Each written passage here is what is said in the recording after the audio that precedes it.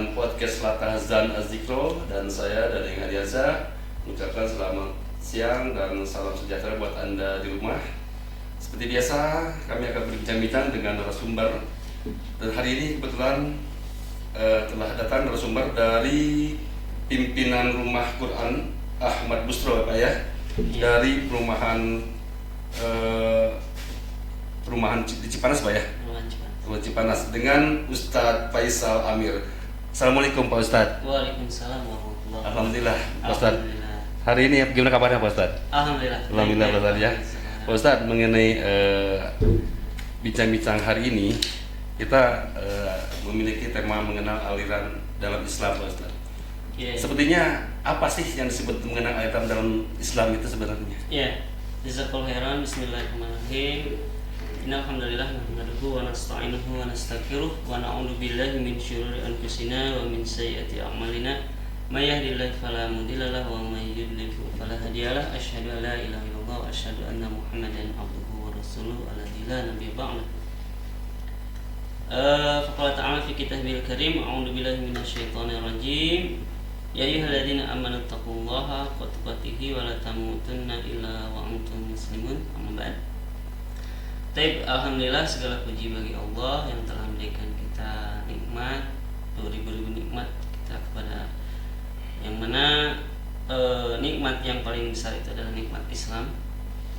Alhamdulillah kita diberikan oleh Allah hidayah dan taufik untuk memahami agama din Islam ini. Amin. Taib, untuk terkait pertanyaan tadi, apa sih mengenal aliran dalam Islam ya. Jadi sebenarnya gitu ya, munculnya aliran itu kita bahasakan mungkin dari hadis Nabi juga ya. Dari hadis Nabi ya. Dari hadis Nabi, yaitu terkait tentang firqah ya. Jadi sebenarnya aliran itu dalam bahasa Arabnya itu bisa didefinisikan firqah gitu. Firqah. Ya. Apa itu sebenarnya firqah? Firqah itu makanya para ulama mengatakan bahwa muncul firqah ini ada yang berbentuk berkelompok-kelompok. Oh, sebenarnya perkelompokan ya. Berkelompok-kelompok. Makanya secara bahasanya ada jamannya itu ada firaq. Firaq itu artinya bermacam-macam firqah. Mungkin secara bahasanya itu bisa kita ambil dari surat At-Taubah ya, 122 itu ya, tentang bagaimana Allah berfirman, a'udzubillahi minasyaitonir rajim, wa ma kana lil mu'minuna liyanfiru kafah falau nafarun min kulli firqah, itu ya. Dari sana secara bahasanya min kulli firqah itu dari sebagian golongan. Nah, untuk pembahasan tadi mungkin apa sih munculnya aliran itu ya, mungkin karena ada hal-hal sifatnya politis gitu ya, ada sifatnya akidah, muncullah yang menyimpang dari Islam itu sendiri. Artinya tidak murni lagi ya. Tidak murni lagi yang tadinya ya. Nabi itu sudah al-yauma akmaltu lakum dinakum, sudah sempurna. Nah, ketika ada yang mencoba untuk mengorek-ngorek itu, mengoreksi terkait apa yang telah dibawa oleh Rasulullah SAW. Nah, makanya oleh ulama itulah disebut orang-orang yang menyimpang. Nah, orang-orang yang menyimpang inilah yang disebut dengan orang-orang yang berfirqah atau berkelompok gitu. Ya. Makanya itu bisa yang disebut dengan apa? Yang bisa jadi 73 golongan itu ya Pak Ustadz ya? Iya. Seperti itu ya. Kalau dalam hadis kan dikatakan seperti itu, bahwa umat Islam ini akan terpecah menjadi 73 golongan gitu kan. Yang semuanya kulluhum finnar illa wahidah. Bahkan ditanya oleh para sahabat itu kan, ya Rasulullah, siapakah siapa yang satu itu? Maka mengatakan al-firqatun najiyah, itu Rasulullah mengatakan salah satu di hadis yang lain itu al-jamaah gitu ya. Itu orang-orang yang senantiasa berada dalam jamaah gitu ya. Sebagaimana yang telah Allah berfirmankan dalam surat Al-Imran ayat 103, wa'tasimu bihablillahi jami'ah. Itu makanya oleh Allah di sana dikatakan wala tatafarraqu, janganlah kamu berpecah belah. Nah, ini Tafarraqu itu adalah berpecah belah. Jadi tidak bersatu lagi. Padahal Islam untuk menyuruh untuk bersatu itu. Untuk bersatu ya. Berarti latar belakang dari timbulnya firqah dalam Islam itu. Nah, untuk latar belakang timbul macam itu ada beberapa hal yang yang bisa dikatakan dari sudut pandang yang berbeda. Mungkinnya ada hal yang sifatnya itu adanya kepentingan kelompok biasanya, kepentingan kelompok atau golongan yang mempunyai ambisi-ambisi tertentu terhadap situasi zaman dulu, yaitu yang mana ketika timbulnya firqah itu muncul ketika pada masa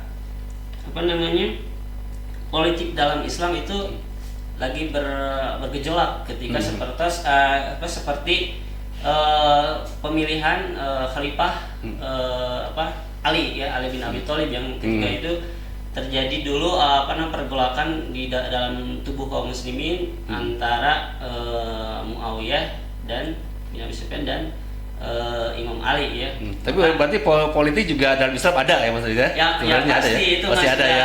Sudah sudah bukan dipisah lagi, mungkinnya dalam Islam tidak bisa dipisah, tapi terkait hal itu pasti terjadi, yang mana sejarah kan sudah membuktikan bahwa sudah terjadi bahwa munculnya firqah dalam Islam itu ya ketika ada pergolakan dalam politik sendiri ya. Jadi latar belakangnya makanya ada muncul kepentingan kelompok yang mana kepentingan kelompok itu ada ambisi duniawi mungkin bisa jadi kekuasaan atau mungkin jabatan atau hal-hal sifatnya bukan lillah lagi tapi sudah masuk ke ranah tadi duniawi. Terus ada juga latar belakangnya itu dikarenakan adanya pengaruh dari luar. Pengaruh luar juga ya berarti yang masuk. Ya dari luar Islam ya, mungkin di sini bisa dipastikan juga mungkin dari apakah itu penggabungan atau gimana Mas Ustaz? Jadi munculnya firqah itu ada dari dalam, kemudian ada faktor yang dari luar. Faktor dari dalamnya itu ya tadi orang-orang yang notabene-nya dia itu sudah Islam, cuman ada ambisi pribadi atau ambisi kelompok yang dia itu masuk ke dalam tubuh Islam sendiri hingga dia itu menjadi parasit mungkinnya. Akhirnya ingin membentuk kaum muslimin terpecah gitu ya. Apakah itu salah satu dari ciri-ciri firqah juga sebetulnya? Iya. Salah satu ya. Kalau untuk ciri-ciri yang seperti itu yaitu tadi sudah menyalahi Al-Qur'an dan Sunnah. Berarti udah di luar jadi jalur syariat Islam berarti Mas ya seperti itu mungkin. Iya bisa jadi seperti itu. Yang tadi mungkin untuk pembahasan latar belakang mungkin banyak sekali hal-hal yang tidak bisa dikupas sekarang untuk latar belakang karena itu berhubungan dengan sejarah Islam sendiri. Karena sejarah Islam terjadi banyak perbedaan dan perpecahan. Ini tadi yang harus kita pahami ya bagaimana kita berbeda dan apa sih boleh berbeda tapi tidak boleh berpecah belah gitu ya. Yang tadi itu berpecah belah itu tidak boleh, tapi kalau untuk perbedaan pendapat ya dalam Islam dibolehkan ya dalam Islam juga ya. Tapi bukan untuk membuat perpecahan itu ya seperti itu mungkin ya. Bukan untuk untuk berpecah belah, tapi dalam hal ini adalah sebagai ranah manusia untuk saling ya tadi untuk saling dalam hal Islam itu kan tidak kaku ya. Tidak kaku ya. Tidak kaku. Jadi bisa mengeluarkan pendapat bagaimana ketika itu kan perbedaan antara yang paling ini Khalifah Umar dan Khalifah Abu Bakar berbeda pendapat, tapi tidak jadi berpecah belah. Ya. Dan itu pun Rasulullah sudah tahu tapi tidak menyalahkan mereka berdua walaupun perbedaan dalam para sahabat juga sering terjadi tapi tidak menyebabkan mereka berpecah. Bahkan saling support ya seperti itu mungkin ya. Jadi tidak ada misalkan ini seperti ini perbedaan pendapat akhirnya jadi bentrok nggak seperti itu kan betul ya. Iya.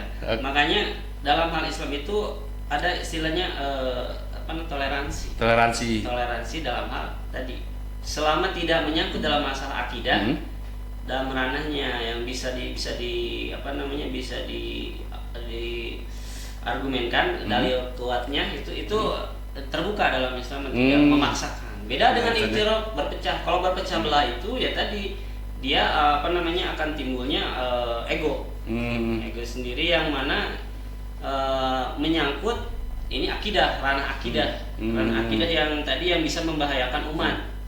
Bukan masalah ranahnya sifatnya ijtihadi, tapi ini masalah ranah perbedaan yang sifatnya akidah ya betul. Karena kan kalau kita berbicara masalah akidah itu tidak bisa dipisah, tidak bisa dibagi-bagi.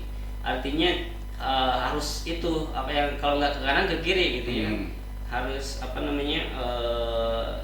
komitmen terhadap prinsip bahwa akidah itu tidak bisa toleransi masalah akidah. Iya. Tapi hal-hal yang bisa. Terus kan sekarang ini kan banyak ya aliran yang berbeda-beda, yang sekarang juga booming di masyarakat, banyaklah hal-hal yang seperti itu. Ya. Nah, sekarang masyarakat jadi bingung. Ini sebenarnya kita nih yang awam ya, Ustaz. Mau dibawa kemana sih kita teh? Yang ini begini, yang ini begini. Akhirnya menjadikan bingung. Seperti itu, Pak Ustaz. Ya, makanya kan Rasulullah SAW pernah bersabda dalam salah satu hadisnya bahwa taraktu fikum amrayn. Aku tinggalkan bagi kalian dua perkara, yaitu ma in tamassaktum bihima lan tadilu abada. Jika kamu berpegang kepada keduanya, niscaya tidak akan tersesat. Jadi Rasulullah SAW sudah mewanti-wanti mungkinnya umatnya untuk tadi selalu berpegang kepada dua hal itu. Apa karena ketika umat Muslim tidak berpegang kepada dua itu, Al-Quran dan Sunnah itu, perpecahan pasti akan terjadi. Terjadi. Makanya kesesatan pasti akan merajalela gitu ya. Makanya Rasulullah memberikan wasiat untuk berpegang kepada keduanya. Maka kita sebagai orang-orang awam mungkin ya harus berpegang kepada Al-Quran dan Sunnah kalau kita tidak masuk kategori orang-orang yang tersesat. Ya. Artinya kita juga harus berhati-hati untuk mencari seorang guru baca ya. Tidak boleh sembarangan lihat dulu sanadnya atau bisa nggak seperti itu kira-kira? Kalau untuk sekarang mungkin bisa seperti itu gitu ya. Untuk sekarang tadi hati-hati. Cuman untuk saya pribadi mungkin jadi bagaimana seperti yang diucapkan oleh Imam Ali kalau nggak salah ya, undur ma kola wala tandur man kola. Jadi lihatlah apa yang diberitakan, jangan melihat siapa yang bicara. Karena kalau kita lihat figur ya bisa saja kan menipu. Ya itu betul bisa saja menipu. Ya. Tapi apa yang dia ucapkan ya itulah yang kita ikuti. Jadi kita bukan mengikuti orang yang lihat figur gitu, tapi lihat apa yang dia ucapkan. Kalau sesuai dengan Al-Quran dan Sunnah Rasulullah SAW, ya kita ikuti dia. Ya, walaupun dalam hadis dikatakan bahwa walaupun yang kamu ikuti itu adalah seorang budak Habsyi. Budak Habsyi itu budak yang yang tidak dianggaplah di masyarakat, tapi dia memberikan statement atau pendapat yang sesuai dengan Al-Quran Sunnah ya, walaupun anak kecil ya ikuti aja gitu. Ya. Jadi kebanyakan gini Pak, banyak yang mengaku Ustaz menggunakan inilah segala macam hal lebih dipercaya dibanding orang yang biasa-biasa saja tapi ilmunya tinggi. Ya nggak tahu ya, mungkin fenomena seperti itu. Apakah rakyatnya yang harus kita rubah dengan pakaian yang rapi atau seperti apa gitu? Ya mungkin edukasi juga mungkin terkait masyarakat, mungkin untuk masalah sebenarnya dalam Islam itu sesuatu itu yang tadi ya yang katakan maksud itu dibolehkan selama tidak ada larangan, boleh saja. Walaupun orang awam yang misalkan yang nggak belajar dulu ya, tapi dia menyerupai orang-orang yang berilmu misalnya dalam hal pakaian itu dalam Islam tidak dilarang. Mungkin yang dilarang itu ketika seseorang dia mengikuti orang itu tapi dia tidak tahu itu benar apa salah. Dia hanya melihat figurnya saja. Oh misalkan kayak misalkan ada artis misalkan ya. Banyakan ya sekarang ini. Artis dia berdandannya kayak ulama atau ustadz. Oh, ya ikuti langsung, tapi bukan lihat dari ucapannya gitu kan, tapi lihat dari penampilannya.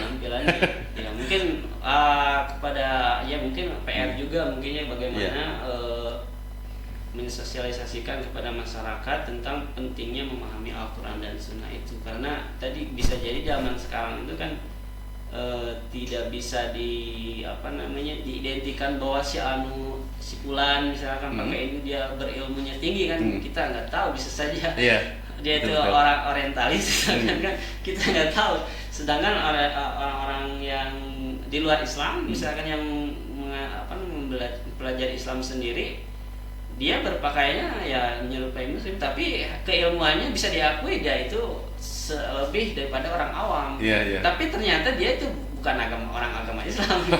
Ada yang kayak gitu, menyerupai gitu ya, menyerupai, tapi sebenarnya dia itu adalah orang-orang yang mempelajari Islam hanya sekedar keilmuan saja, bukan untuk diyakini. Nah, ada memang banyak orang yang seperti itu. Akhirnya ya seperti tadi mungkin latar belakangnya bisa jadi seperti itu. Makanya terjadilah ketika dia mengeluarkan fatwa, ya mungkin bagi orang awam itu adalah kebenaran mungkin menurut dia, tapi menurut secara kajian dia itu bukan orang yang layak untuk berfatwa, karena ya akidahnya juga sudah beda gitu kan.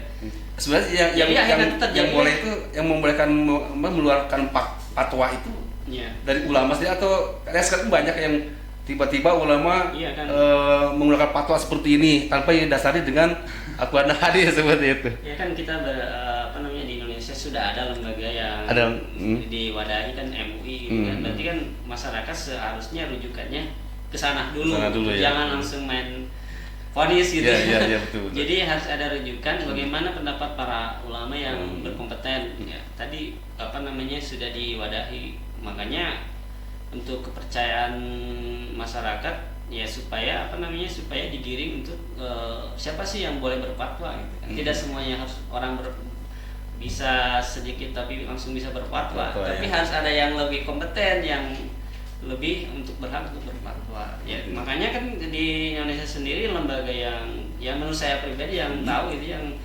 berhak menyatakan bahwa kelompok ini sesat, kelompok ini tidak sesat atau menyimpang, itu kan bukan pribadi kan? Iya betul. Ada lembaganya kan? Ada lembaganya ya. Yang MUI gitu kan, MUI di Indonesia gitu kan. Jadi yang berhak untuk menentukan seseorang kelompok itu menyimpang atau tidak gitu kan, secara kajiannya. Jadi tidak sembarang orang. Jadi asal lihat, jangan kan asal lihat di medsos ini langsung. Nah, orang kan kebanyakan hari ini itu seperti karena terlalu banyak medsos, itu berbeda-beda pendapat juga, itu mereka mengambil ininya aja langsung. Langsung intinya aja seperti itu. Ada nggak Pak Ustadz tip-tip untuk mengenal Al-Quran buat pemirsa yang ada di rumah? Tadi mungkin tadi sudah ada dari panduan dari Rasul sendiri ya, tentang berpeganglah kepada dua tadi, Quran dan Sunnah, gitu kan. Kemudian makana alaihi wa ashabi. Jadi sebagaimana para sahabat dulu memperagakan Islam itu sendiri gitu ya. Jadi makanya kita itu lihat contohnya bagaimana para sahabat dulu mengamalkan Al-Quran dan As-Sunnah itu. Mungkin dan ini ada dalam kitab para ulama ya, yang yang banyak sekali dipelajari ya, terutama di kalangan-kalangan yang bergelut dengan tadi ya, tentang Islam dalam perspektif mana sih aliran sesat, mana aliran yang menyimpang, itu bisa dikajinya dari para ulama sendiri, karena ulama sendiri yang berhak yang membuat fatwa itu gitu. Terima kasih Pak Ustadz. Demikianlah pemirsa bincang-bincang kami dengan Ustadz Faisal Amir. Mudah-mudahan bincang kami dapat bermanfaat buat Anda semua dan juga khususnya buat kami. Assalamualaikum warahmatullahi taala wabarakatuh. Terima kasih Ustadz.